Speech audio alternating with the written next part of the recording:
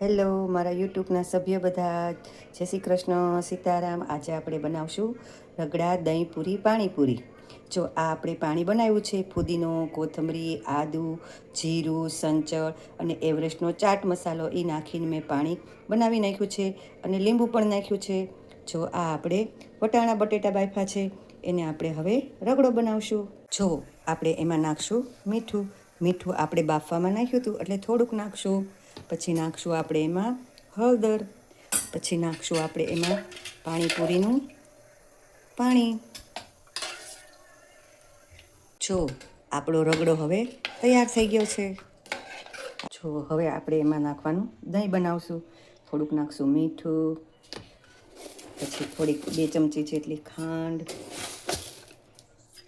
અને આપણે ખાંડ ઓગળે ત્યાં સુધી આપણે દહીંને હલાવીને ફેટી નાખીએ એટલે એક રસ થઈ જાય. ચલો આપણી હવે પૂરી તૈયાર થઈ ગઈ છે.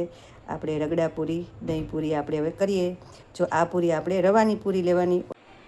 પહેલાં આપણે નાખશું એમાં રગડો.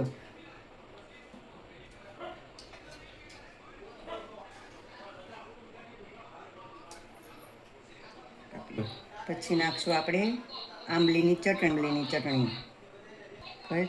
પછી નાખશું આપણે ફુદીના કોથમરીનું પાણીપુરીનું રેગ્યુલર પાણી આપણું. શું આપણે ડુંગળી. પછી નાખશું આપણે દહીં. નાખવું આપણે સેવ.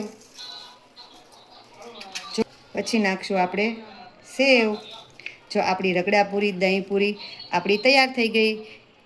જો આ રેસીપી સારી લાગે તો લાઈક કરો.